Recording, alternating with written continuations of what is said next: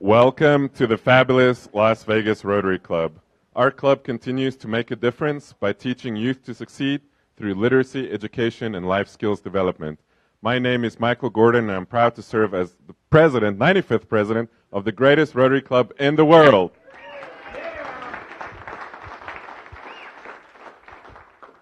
You would think I would.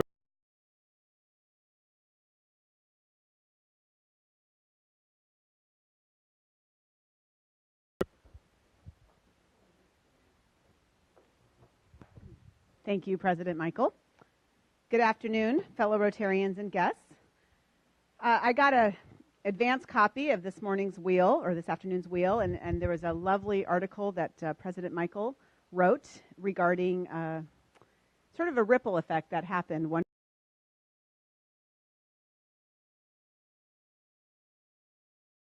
really just to sort of complement that. So, if you'd like to bow your heads. It only takes one word of love, kindly spoken from the heart. It may change someone's life thereof, just a pleasant word to start. A heavenly word of God's truth, just a friendly, simple word. An unselfish, kind word to soothe, traveling the world to be heard. Echoes of that word bounces through, decorated, framed, and sinless, now followed within the heart from you that makes the kindness endless. Thank you very much. Thanks, Francesca. And our song leader today is Sidra Kain.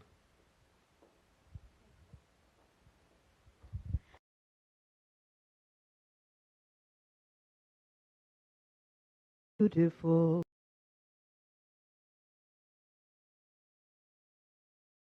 Waves of grace.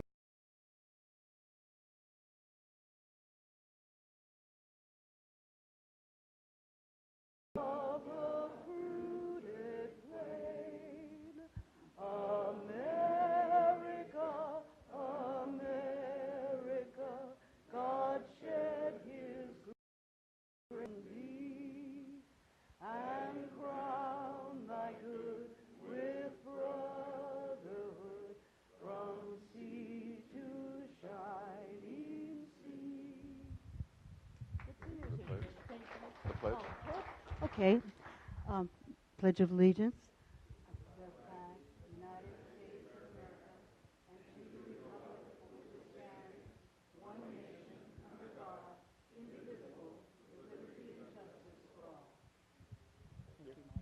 Thank you. You may be seated.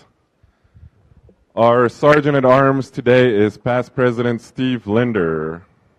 Steve, if you could take the microphone, we're going to switch it up today and actually start with Chris Bennett. He's going to do our first announcement even before we get to guests. Okay.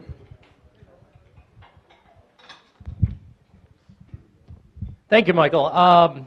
I didn't want to miss an opportunity again this year, and looking at the numbers of how much we've raised for the Super Bowl squares and fantasy football, we raised $1,250 just for playing fantasy football. We raised $2,500 again this year for the Super Bowl squares. And I wrote Michael last week, and I said, we're not doing anything with March Madness. I don't know about you guys. I don't work on those days. March 15th, 16th, 17th, I watch television. I watch basketball, usually in a sports book. And I've done it for the last 20 years, and I'm not going to stop.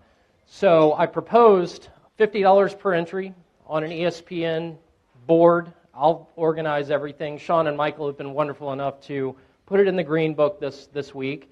I went ahead and bought 4 entries, so the club's already made $100 because half the proceeds go to the club, as with everything. So for every entry you want to get involved in, and one's for me, one's for my wife, one's for my mother-in-law, father-in-law. They think Kansas is going to win everything, so they're lost. But at any rate, I didn't want to see another year slip by where we could make $500, $1,000, $2,000 for the club, because I look at things in terms of what can we do in 5 years, what can we do in 10 years. And hopefully, we reach $500 for the club this year. Next year, we reach $1,000, and so on and so forth. So there's no limit. We can have everyone in the club get an entry. Like I said, I started with 4, but I'll reach out to clients and friends to see if they want to get involved. And it's just a good use of it's a way to have fun and raise money for the club. Sure, thank you. And the Green Book is making its way, so please sign up if you're interested. Now let's go to the introduction of guests. Mr. Warner, International Visiting Rotarians, please. We have our resident Calgarian, Murray, and he's going to say something. Yeah, I'm just going to mention something that you guys are very fortunate in Las Vegas having the Golden Knights here in the caliber. It's very, very unusual to have an expansion club doing what they're doing. I'm down here February and March watching 18 home games, and I haven't been disappointed. T-Mobile is outstanding, and I got a couple of tickets for tomorrow night. You're going to auction those off, right? Yeah, that's a little later in the game, or in the meeting. Later in the game. Thank you. Thank you, Murray. Any other visiting internationals? Is that it, Bob? Okay, then let's move on to visiting Rotarians.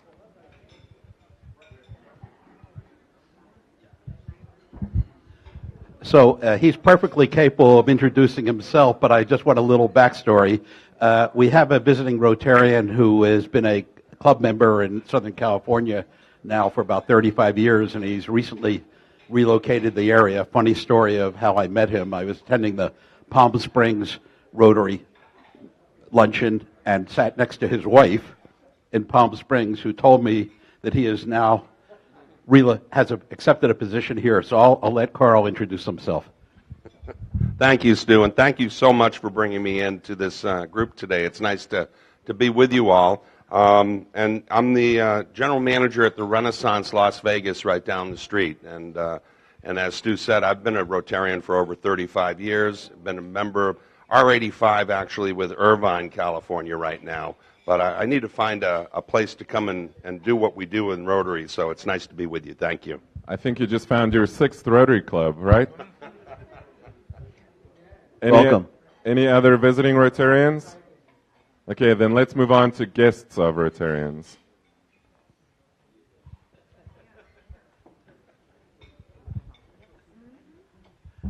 So I'm up here again. I want to introduce my guest, Victoria Seaman. Victoria is running on the Republican ticket to get on the ballot for Congress for the 3rd Congressional District, which I have now learned is pretty much all the Southwest down to the border, Boulder City, Henderson, parts of Summerlin. And I'm very pleased she can join us today. She's also interested in exploring membership to our club. And she tells me that she will be available at the exit of the door at the end of the meeting, or anybody who would like to talk to her further. I have with me today Major Cheryl Kinnaman, my wife. Like to bring her here once in a while. And she has no political aspirations whatsoever. Was that just decided?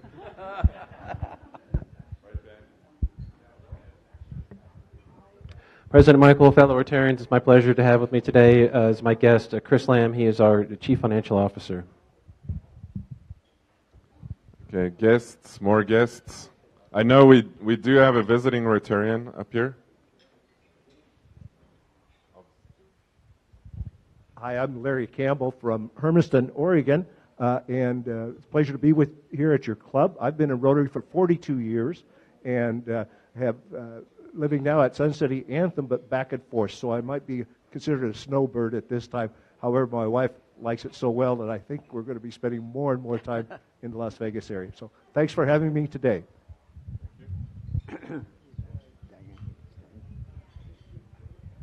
This is the last time I'll be introducing my dear friend Diane as a guest because she was just advised that she's been accepted as a member of our club.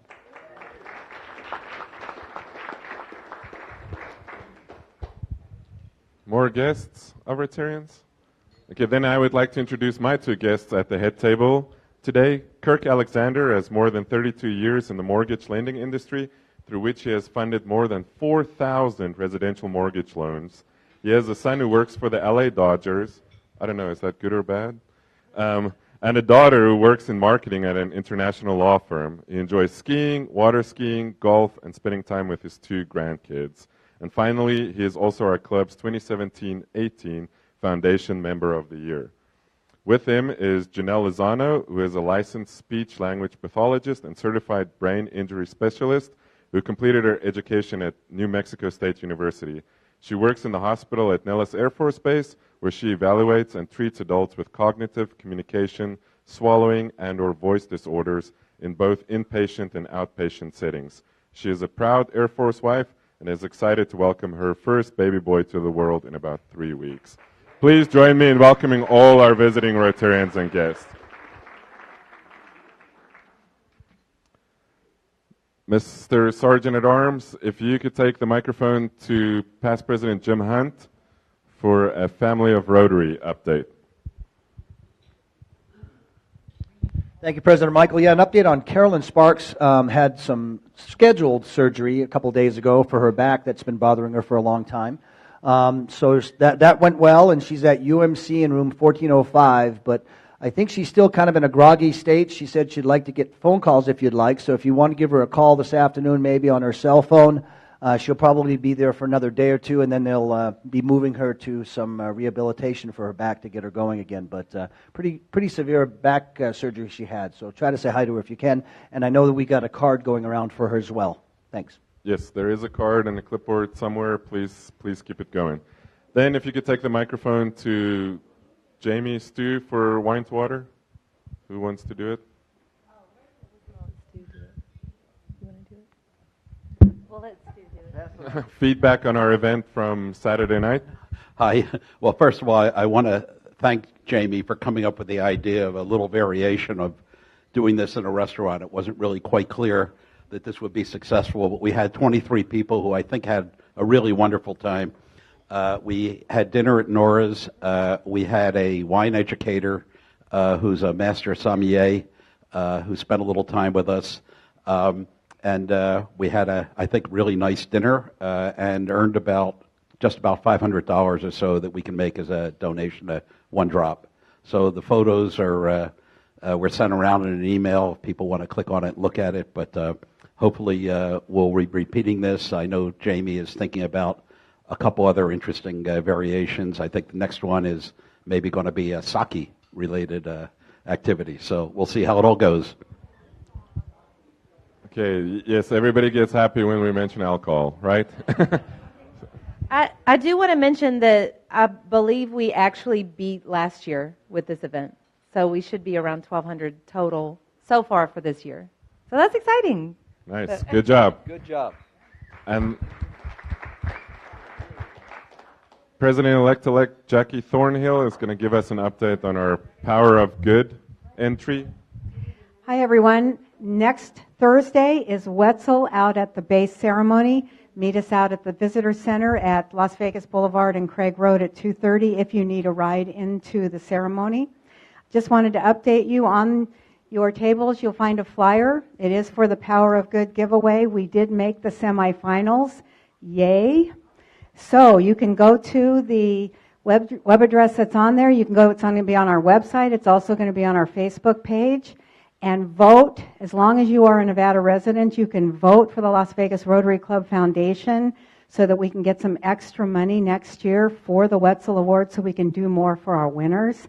Please go and vote. Please share it with your friends and family. Anyone who is a Nevada resident can vote, not just the membership. We're also going to send you an email every day. Please pass it on to your email distribution as you feel comfortable. We need the votes. There are 110 semifinalists. That will go down to 10 finalists, and from there will be the top 3 winners. So the voting is between March 12th and 16th, and we're gonna barrage you with information on it.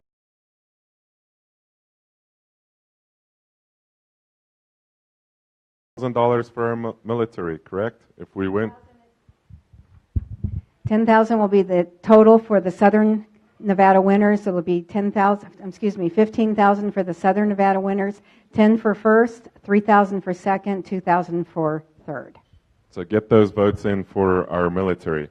And then next up is Larry Rouse, our foundation president, who's going to talk to us about our Tiberti Fellowship. Everyone wants to be a Tiberti Fellow. Yes. What is a Tiberti Fellow, you might ask? Actually, it's a newly created program to recognize all of you who contribute generously to the Las Vegas Rotary Foundation. We're calling for contributions aggregate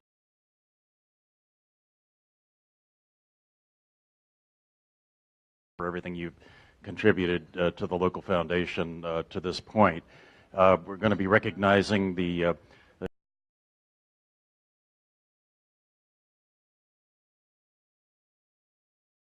I hope you all want to be a fellow. Thank you. How do you qualify? And then I am going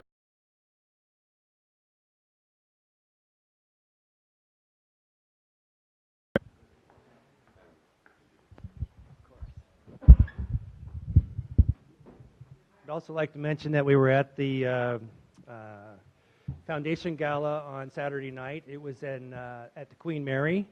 Thank you, Steve. It was a packed house. The ship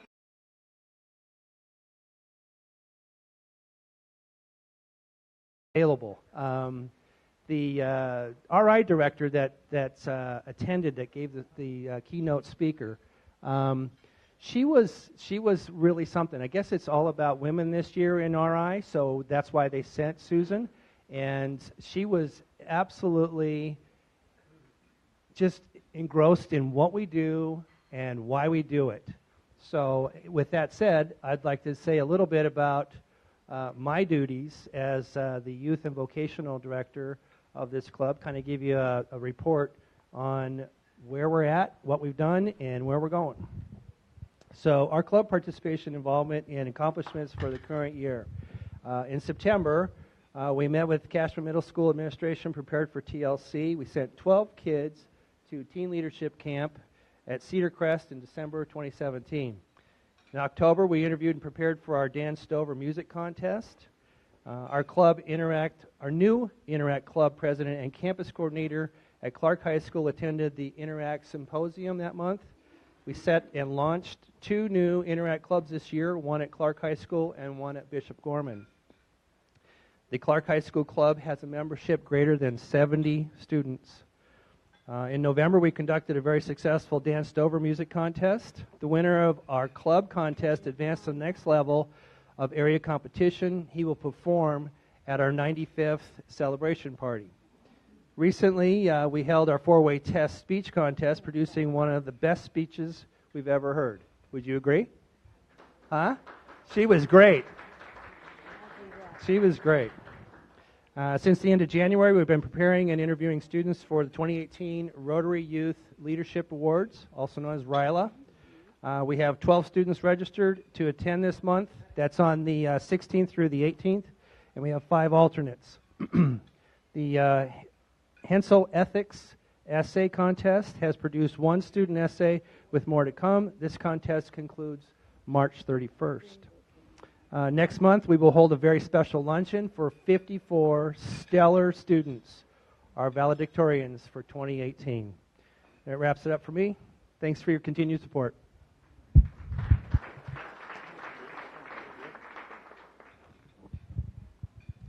Now please enjoy a quick 5 minutes for lunch and fellowship.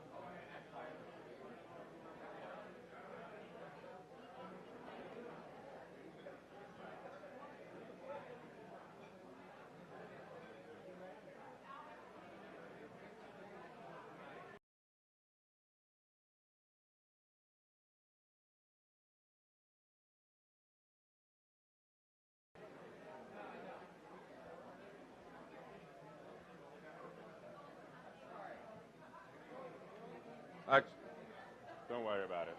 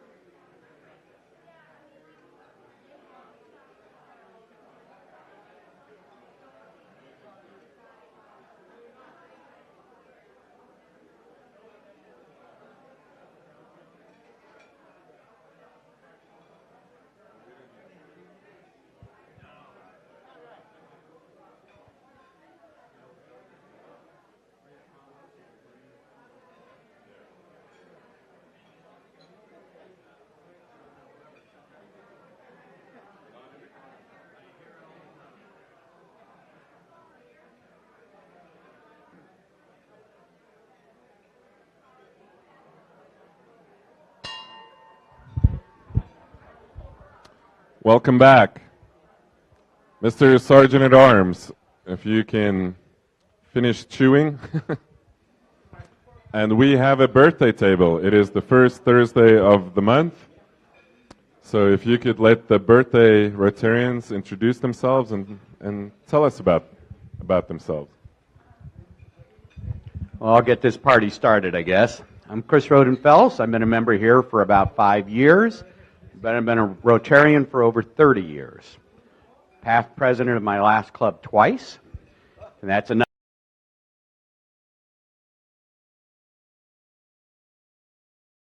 21st of this month.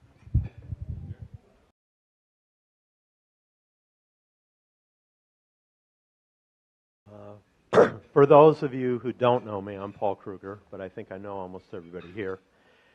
And also, I learned a lesson from my mother. She said, "You're old enough to know better." I think I am now finally old enough to know better.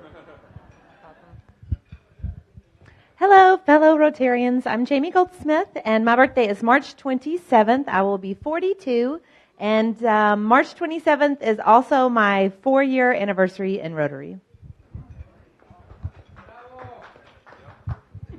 Hello, y'all. I've been a member here since '92, and I was brought in the club by Joe Ryan, the ex-postmaster, used to be a member here, and he was also a prospector with Sidra.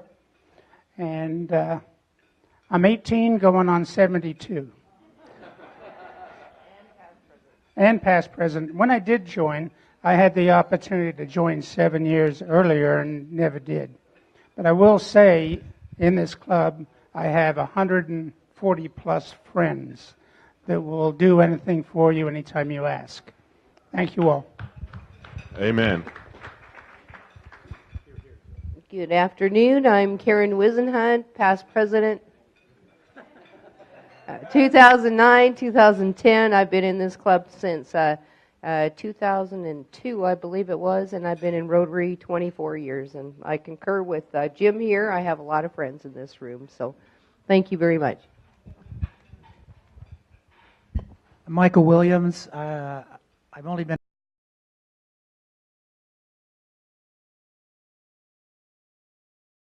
incredible, extraordinary people in this classroom.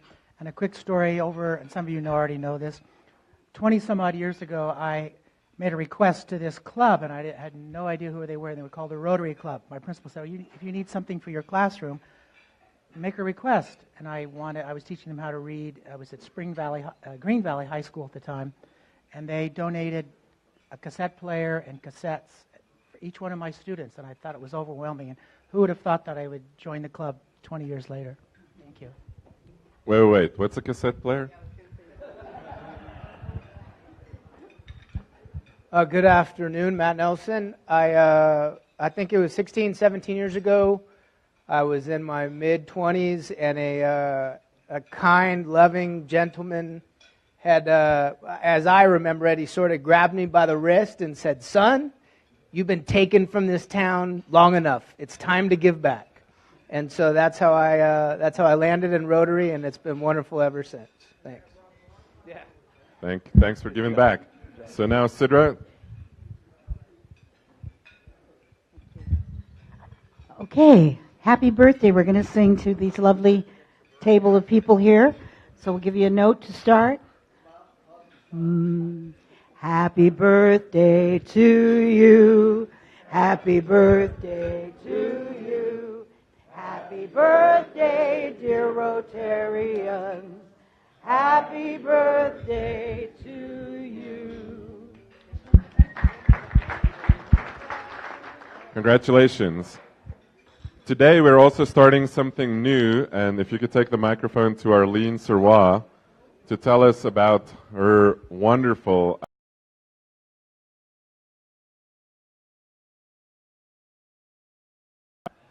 When my husband Mike was here for Valentine's Day,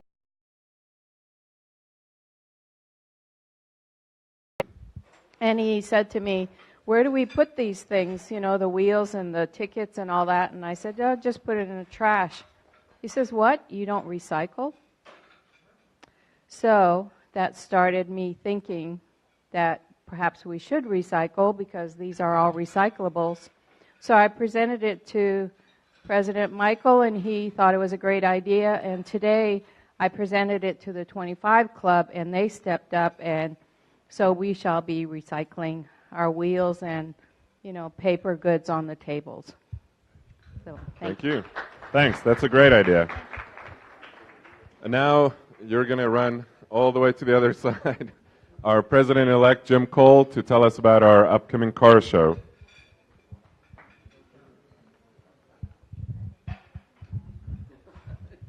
Pause and chew.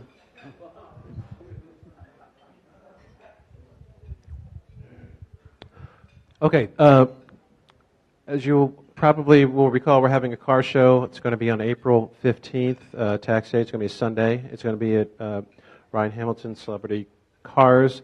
We have a main sponsor. We're still looking for other sponsors. We're also looking for raffle prizes and donations. So if you have some of those, if you could just reach out to me with an email or a phone call, I'd be more than happy to touch base with you and get that all coordinated. And then on a completely different topic, and this is off the agenda, if I could just have a quick acknowledgement of hands. How many people here have a Fitbit? Fitbits. If you're interested in joining a Fitbit club for this Rotary Club, just send me an email. Thank you. A Fitbit club for our club. See President-elect Jim Cole. As Larry Rouse said, our 95th birthday party is on April 5th. You can sign up in the Green Book. Please do that so that we have an accurate RSVP count. And then David Squire, are you here? David? Jerry? Okay, then I guess Kirk Holmes to tell us about the highway cleanup. Behind you, Kirk. Behind you. We will be cleaning the highway on March 24th. 24th. So, 8 a.m. And then afterward, there will be brunch, famous brunch at the Squires residence. So, Thank you. Thank you for organizing that. Right there, past President Jim Hunt to tell us about our cigar fellowship. Again. Thank you, President, one more time. 2 weeks from tomorrow, March 16th, we're looking for better weather and a great way to kick off St. Patrick's Day at Tom Kroeb's house. If you haven't been there for our newer members, it's a beautiful home on the 15th hole of TPC. Absolutely gorgeous home on a patio that overlooks the fairway. We're going to have wine tasting for those of you that don't smoke cigars. For those of you who do, please join us. It's a whopping $10 donation that goes to the foundation for us. So we'll see you there. Thank you. Thank you for organizing that. And then Marie Walsh to tell us about Breakfast with Books next Tuesday morning.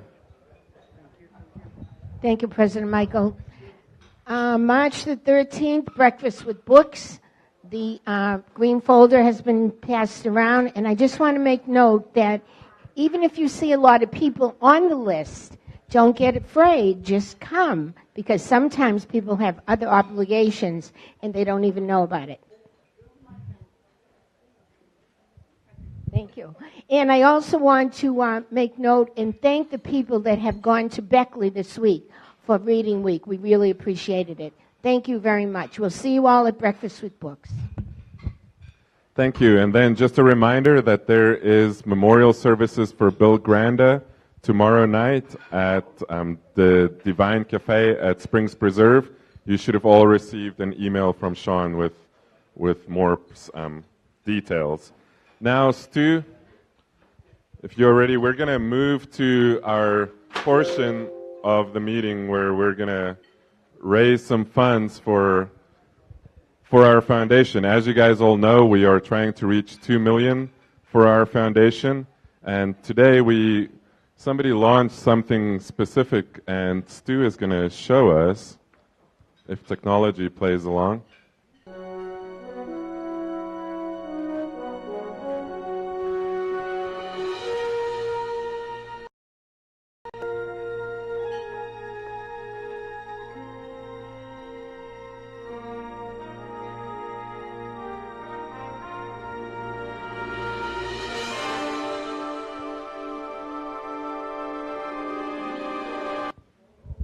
So I don't know what any of that means, but I know we're going to raise some money for the foundation. So, past President Steve, thanks, Stu, for putting that together. You could take the microphone to Kirk, Captain Kirk Holmes here up front to explain this video for the uninformed here, please. Yeah, well, what? I'm starting to get used to it.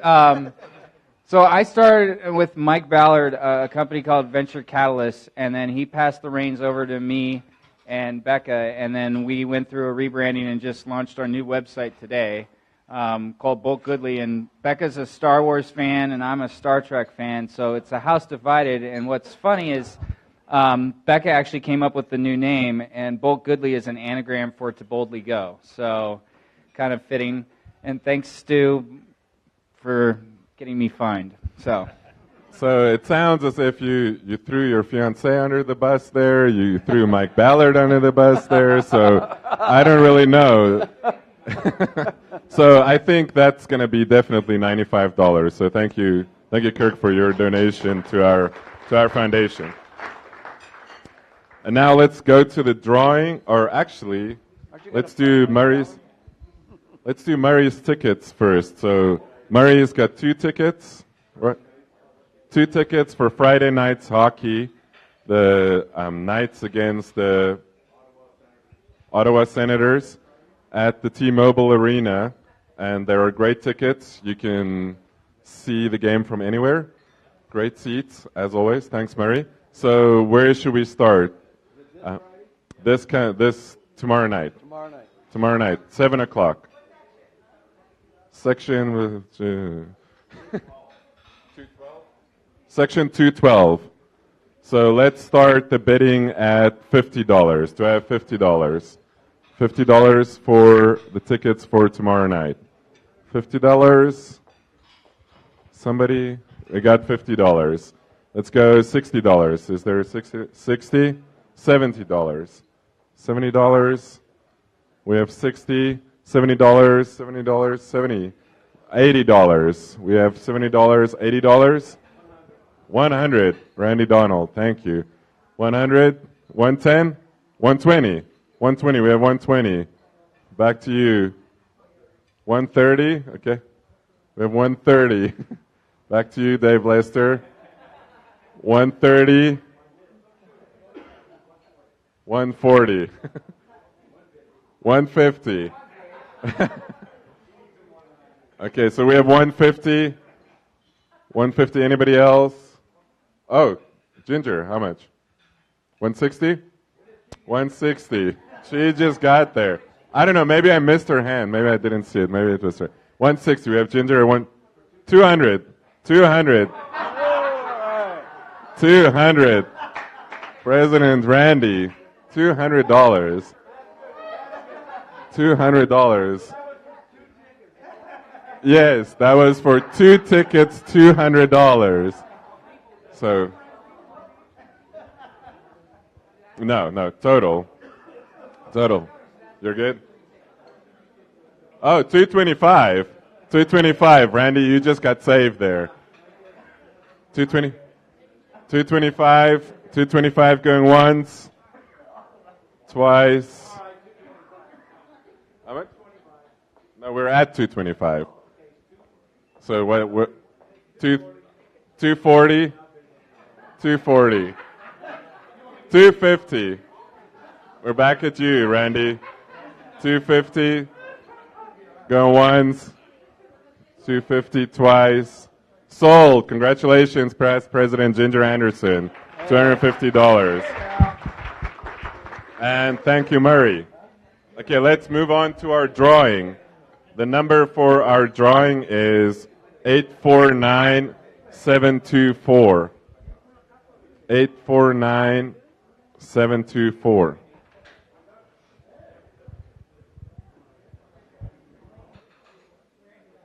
Jerry?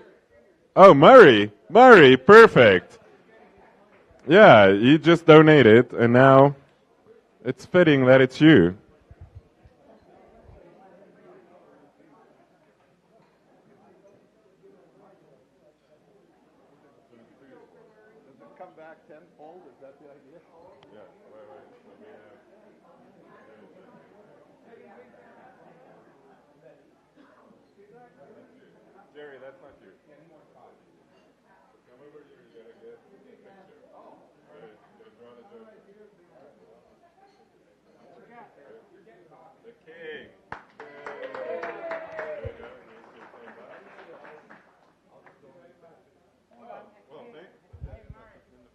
he is just in a giving mood. Murray just donated his $10 back to the club as well. Thanks, Murray. And then we have for the Larry Bucks 849-861.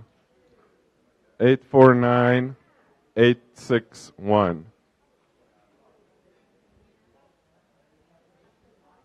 861.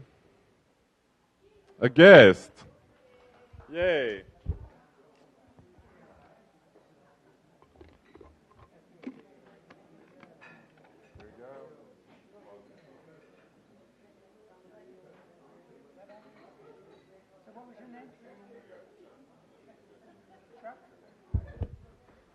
Thank you all, and now I would like to introduce past President Brock Fraser to introduce our guest speaker.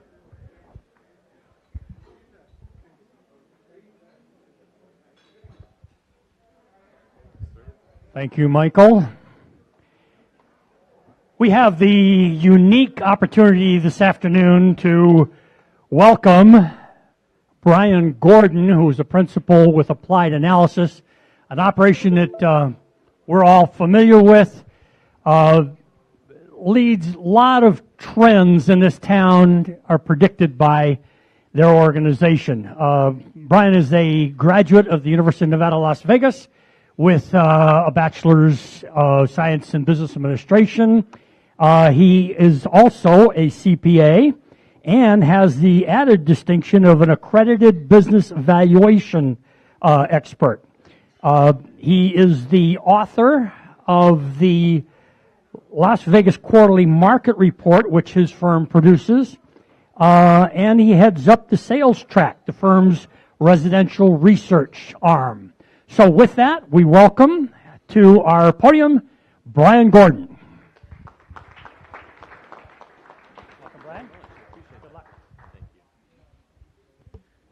Wow, exciting stuff. Thank you for that introduction. I don't know how you had all that memorized either. That's pretty good. Where's Randy? Randy, I promise I won't tell Sally that you didn't get the hockey tickets, okay? I won't let her know how close it got. Yeah, I know. That was pretty good, right?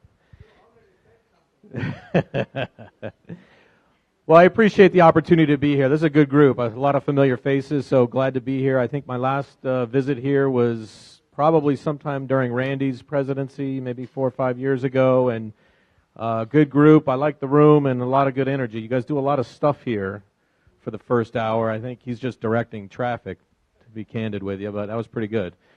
So I thought I'd just kind of give you the 10 to watch here in Southern Nevada. This is the idea to kind of put forward the top things that we're monitoring from an economic standpoint here in Southern Nevada, some things we want to keep an eye on a go-forward basis, just to keep tabs on where the economy's headed, where the real estate markets are headed, just generally what's happening here in Southern Nevada based on who I'm seeing here. I think you guys probably already have this under control.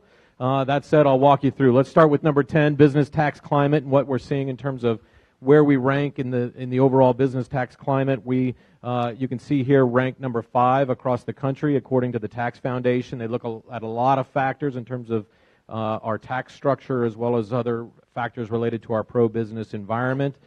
So we are well positioned to capitalize on future growth and migration of businesses here into Southern Nevada. I don't need to go through the laundry list, and I'm sure President Michael could go through all the list of companies that they bring here to Southern Nevada, but this is one of the key reasons that makes it a lot easier to attract and retain some of these companies. If I had my business and I was moving, I'm thinking there's probably 3 companies on that, 3 states on that list that aren't going to make the cut, so I think we're even in a better spot than number 5. Why is that? Individual income tax rate, we all in personal property tax or income tax here, as well as we rank number 8 in terms of overall property tax rate. So a lot of good things happening. Pro-business environment. One thing that we want to watch going forward is what happens at the state legislature and how that might affect things. So in this next coming cycle, we've got a number of potential seats up for re-election that have the potential to turn over if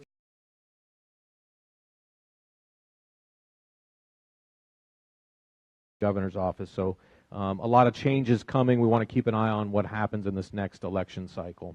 Professional sports, hockey team, there you go. $250 tickets or whatever they were. I think we're all well aware of what the Golden Knights are doing here in Southern Nevada. There's a lot going on, though. Global sports leagues, if you will. If we think back to maybe just a year or two ago, we had one team, a minor league baseball team, the 51s, which have been here forever, which is a good thing. And then what have we added over the last couple of years? You guys know some of these logos and brands. So we are starting to become a major league sports town, and I think there's a lot of good reasons. A lot of reasons why that's good for the overall community, and I think you've probably seen some of those pop up here in terms of the infrastructure. Where will we see some of the other additions on a go-forward basis is that we have some potential to see some other professional sports franchises come here to Southern Nevada based just on how we're seeing some of the early indications of some of the teams performing here. Some of the infrastructure I mentioned, T-Mobile Arena, what we're seeing there, the Las Vegas/Raiders Stadium. I know you guys were disappointed. Originally, my business partner was supposed to be speaking to you today.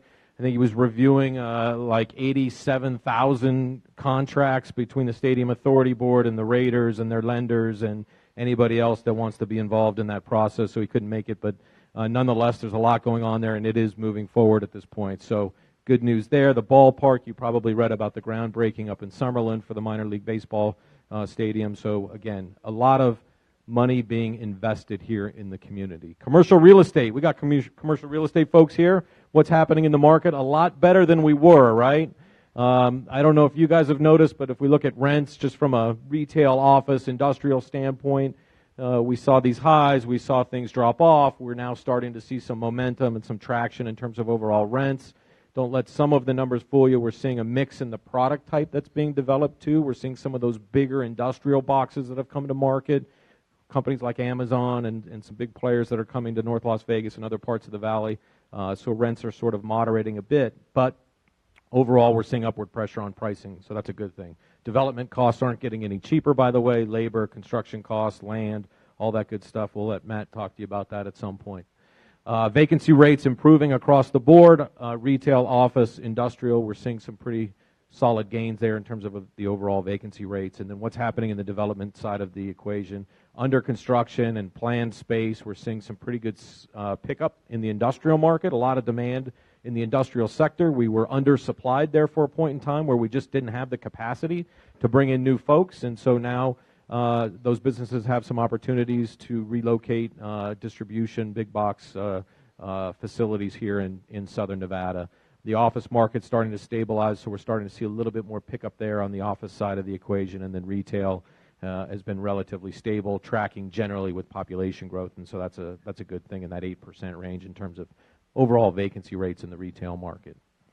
The tourism industry, the core of what is Southern Nevada, right? A third of the overall employees here in Southern Nevada are dedicated directly to the tourism industry. And a couple of things I just wanted to hit on. First, McCarran International Airport. We're seeing all-time highs in terms of passenger volumes going through McCarran.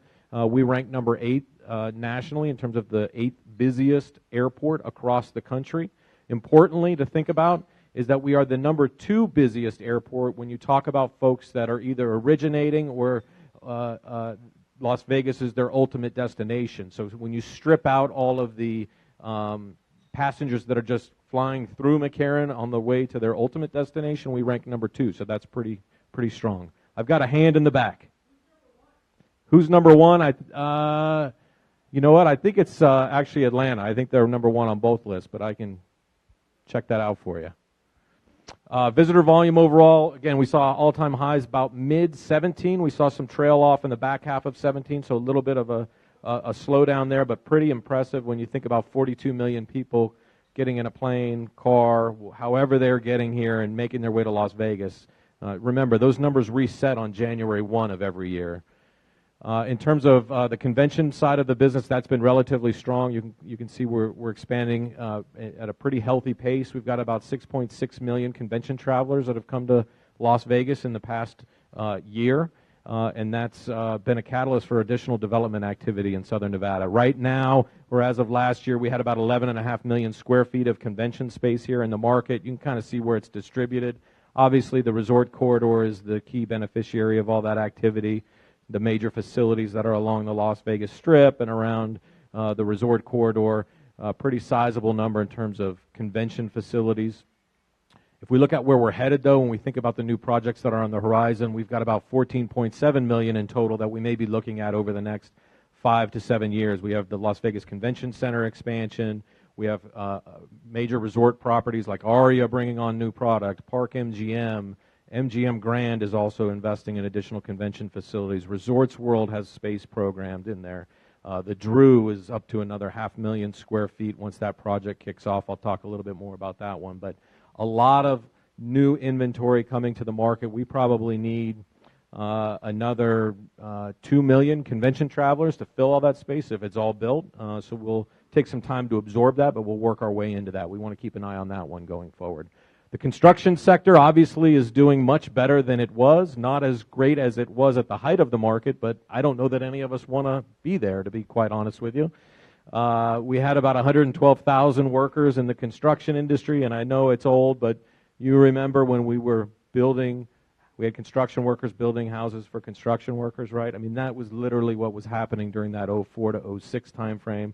We couldn't bring them in fast enough, and then we know what happened when the music stopped. We saw sharp contrast in terms of the construction sector, sharp downturn, and now we're starting to see some improvements. It is the fastest growing sector of the local economy, and we want to keep an eye on that going forward.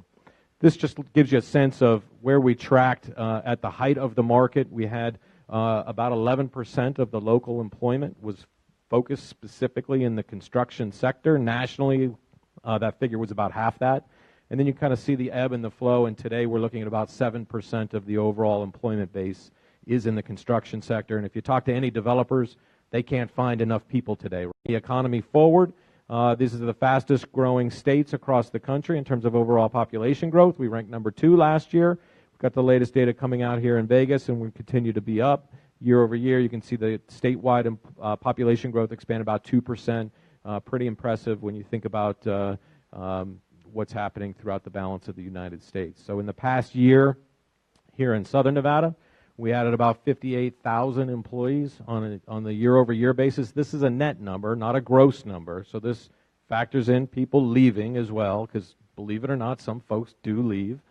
That equates to 6.7 people moving into Southern Nevada every hour of every day throughout the entire year. Pretty amazing in terms of the overall population growth. Net, important to know that.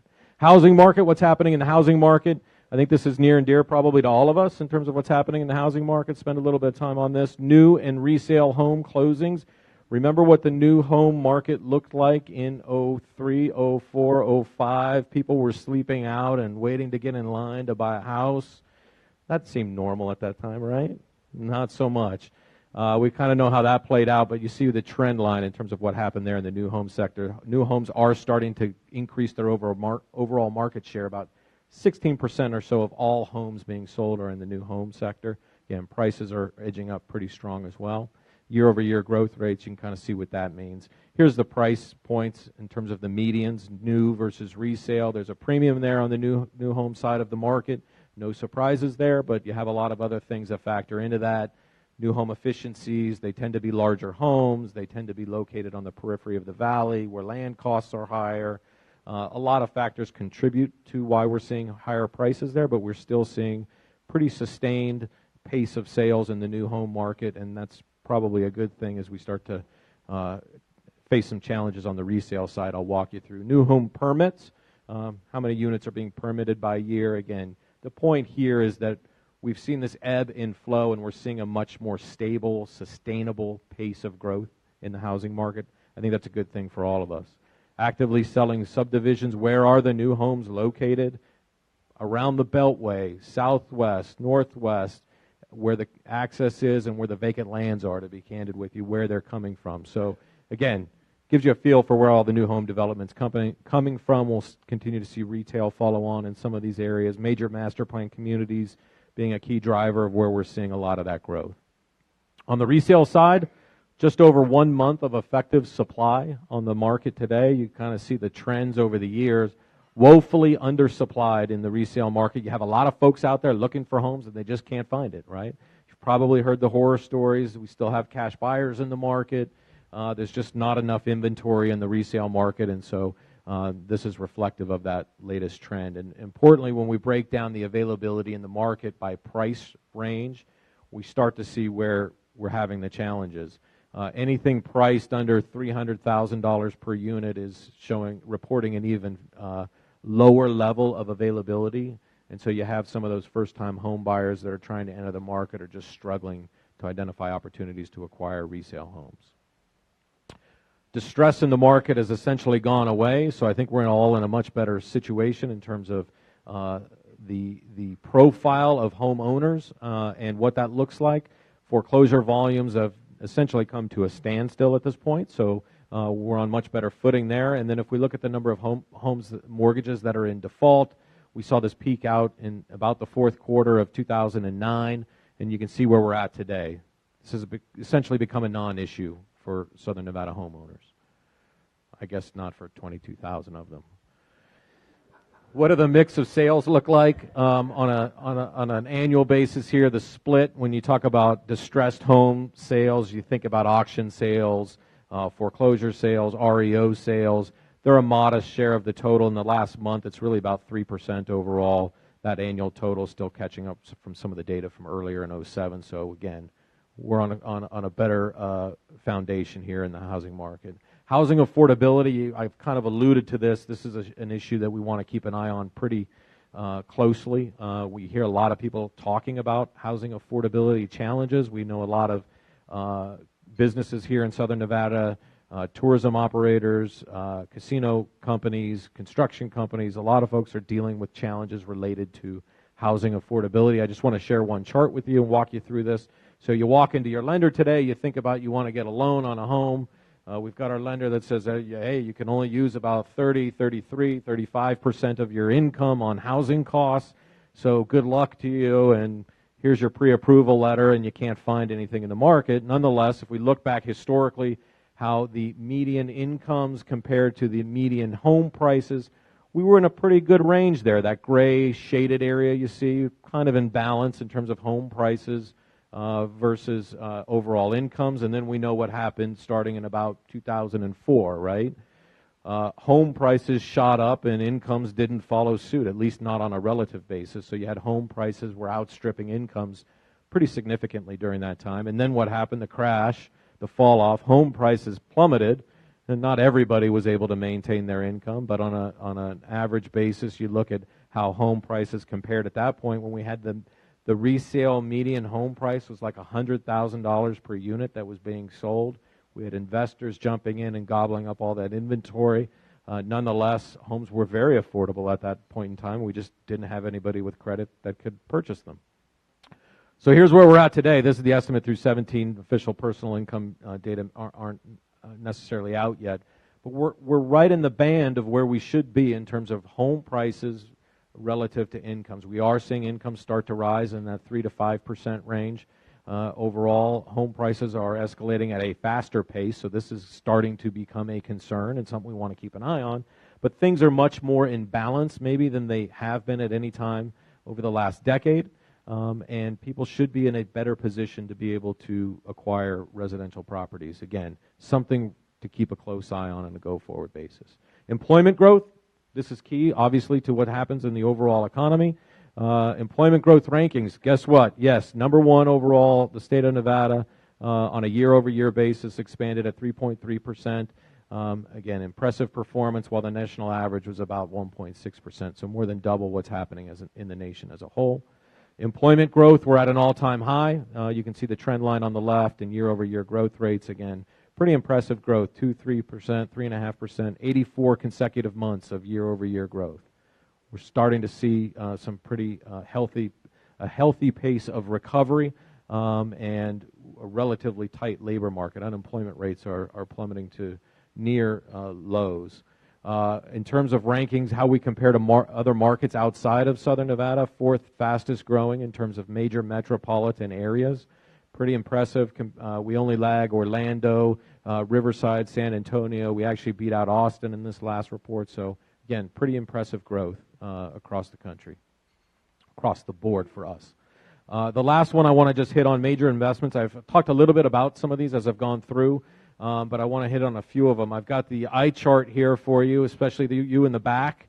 I don't expect you to see this. All I want to tell you, there's a lot of projects on here that are in the pipeline in terms of notable projects. I saw that back there. You squint, glasses up, down. I get it. Big projects to small projects. I'm not going to tell you all these are going to happen. I'm not going to tell you which ones aren't going to happen either. You can probably guess on a couple of them, but a lot of them are under construction already, and that's an important thing. Here's the back half of the list, and the only number you need to know is the bottom one here. That's almost $19 billion of major projects that are in the pipeline today. I know it's a big, headline number. It's important. Not all of that's going to come to market. At the same time, we've got some projects on here. DND, if you can read that, did not disclose. There are other projects on there that have been announced that don't necessarily have price tags. I'll walk you through a couple of those, but this number is well in excess of $20 billion when you talk about how much investment is going to be taking place here in Southern Nevada, potentially. I'd probably say at least half of that is already in the books and moving forward. We were talking about the stadium deal that's moving forward, and so you got another $2 billion included in that number. Resorts World, these are the part where I just put up pretty pictures, and you don't have to look at me. That's really the point of this. Wind Paradise Park, $1.5 billion project. Convention Center, another $1.4 billion. Switch is investing $1 billion in Southern Nevada. Park MGM, I don't know if you've driven by the old Monte Carlo. The signs are torn down. Stuff's happening there. We're going to bring the monorail down by Mandalay Bay. The Spaghetti Bowl, fun, right? I'll leave that one alone. Caesars Forum, this is one of those convention facilities back behind the link. Pretty impressive. Going to be a major convention facility owned and developed by Caesars Entertainment. Medical buildings, Aristocrat, gaming manufacturers bringing their offices here, Fly Link, you guys are all ready to do this, right? Zip line down the link over on the east side of the Las Vegas Strip. We got convention facilities at MGM I mentioned. The Drew. Who knows what the Drew is? Yes. The former Fontainebleau, right? That's the structure that's standing there today. It was well underway and stalled out, about 2007, about a decade ago, something like that. It's been sitting there vacant, recently got acquired. Somebody's now moving forward with it. It's called the Drew. My guess is there's another, I don't know, what do you got, Matt? Another $1.5 billion to build this thing, something like that, right? Major project. That was one of those did not disclose the prices, right? So a decade ago, that thing started. It looks like that's ultimately going to move forward. Things like the Marriott, brands like the Marriott are going to occupy that building. How about this one? You guys know about this one? Sphere Las Vegas, the Madison Square Garden project. Anyone from Las Vegas Sands here? Nobody from Las Vegas Sands, Palazzo Venetian? Okay, that's good to know. So Dr. Gordon here is involved in the Las Vegas Perspective. Are you guys familiar with this event and publication? Book of economic data comes out once a year. When is it? May 15th? This is shameless self-promotion, by the way. Tuesday, May 15th, sign up, do all that good stuff. You get like this big book of data, some good presentations, better than this one, a lot of good stuff. But here's where our first book that we did for the Las Vegas Perspective was in 2007, a decade ago, right? Kind of like when the Fontainebleau was going, they didn't know what they were getting into. Look what we did a decade ago. We knew what was going to happen from the Palazzo, right? That's the real cover of the book. Do you believe that this came to me at about 10 o'clock last night? So I hope it worked. We already had visions for the Sphere on the Las Vegas Strip, so there it is. We were ahead of our time by about a decade. That's what I've got. I was told I have time for questions. I don't really know if I do, but I'm happy to take them. And Michael tells me if there's a microphone, that should go around. Are we counting cranes in the sky anymore? We are. I don't have the number, but we've seen a lot of them, right? There are a lot of them coming up at the old Echelon project, Resorts World. The stadium site has a number of them up now, and so that's the state bird, right? The crane. Yeah. You mentioned something about Amazon. What is that about? If you don't know what Amazon is, you're in the wrong room. I'm being sarcastic. So Amazon recently leased about 450,000 square feet of industrial space up in North Las Vegas. They already have a number of facilities here in Southern Nevada, but that's a big transaction and a big building, almost a 500,000 square foot building, so pretty massive. They're just making big investments in a number of markets, and we're just happy to be part of that. Do we see any expansion of I-15 South? Expansion of I-15 South, I'm assuming you're saying on the California side of the border. I wish, right? Is that the worst drive ever when that thing's jammed up? Don't go back to California on Sunday night and don't come here on Friday night. There's been discussions for the last 20 years on that. I don't have a specific update. I'm hopeful like you are. You didn't mention possible expansion of the monorail to the airport. Yeah, so the county has preliminarily approved an expansion of the monorail system to come down by Mandalay Bay, which would dump out in close proximity to the Las Vegas Stadium. They're also talking about the connection to McCarran Airport, but I don't know that element of it has been finalized yet. I know there's also a station being programmed where that sphere is in the back of the strip. Brian, thank you for a great presentation, something that's important to all of us. Tell us your take, and I'll call it just exactly the way I think it is, this resort fee increasing and the parking fees that the hotels and casinos are upping and charging.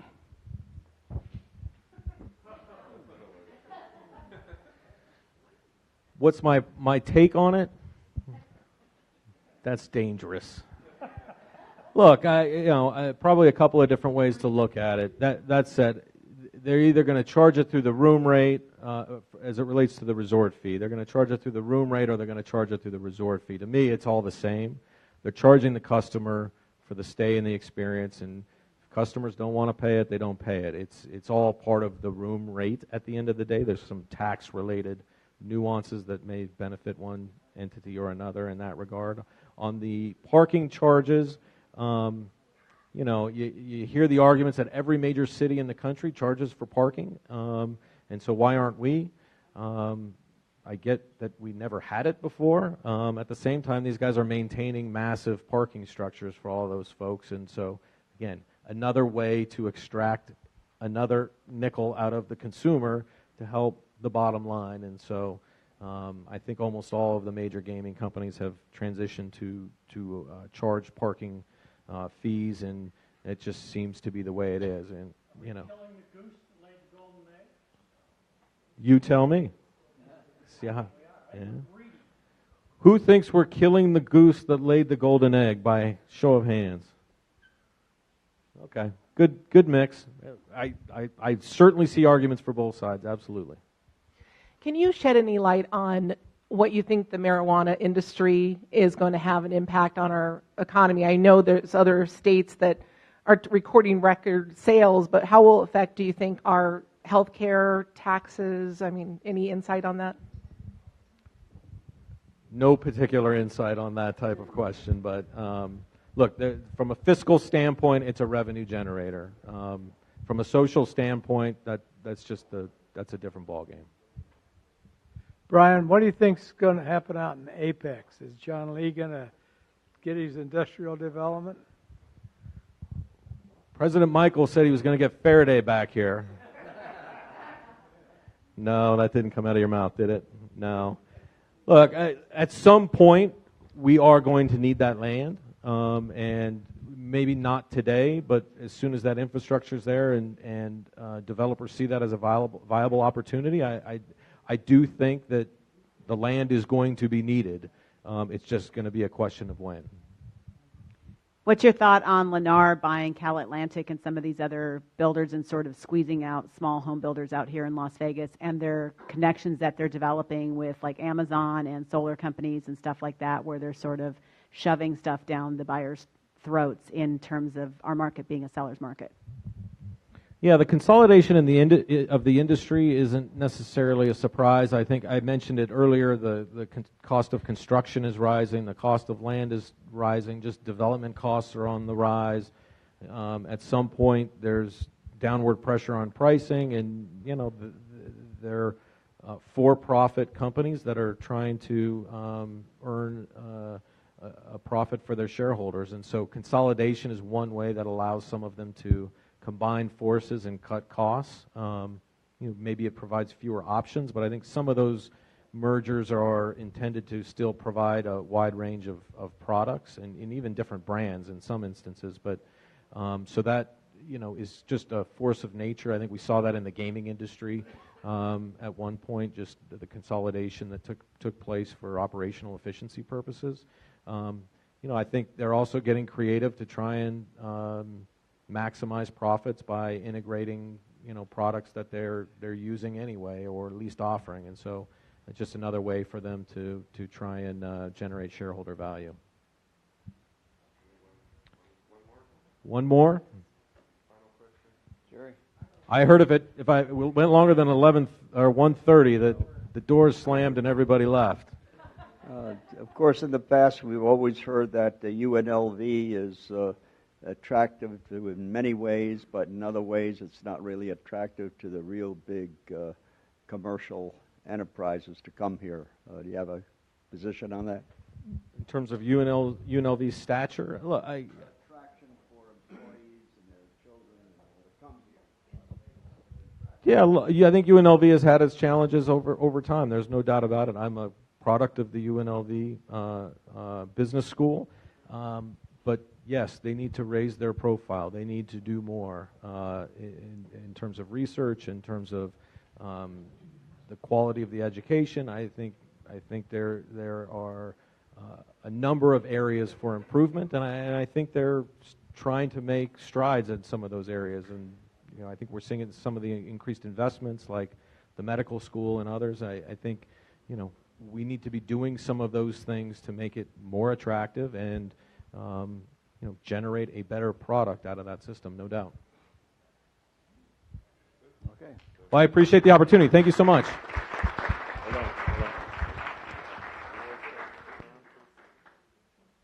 Brian said he will stick around for a couple of minutes if you have any questions that we didn't get to. So, Brian, I would like to present you with our Share What You Can award, where we will donate a hot meal to a homeless vet in your name. So, pause and smile. Thank you. Thank you. Thank you. Thank you. And like I always say, Rotary is like tennis. The one who serves best usually wins. Now go forth and make a difference.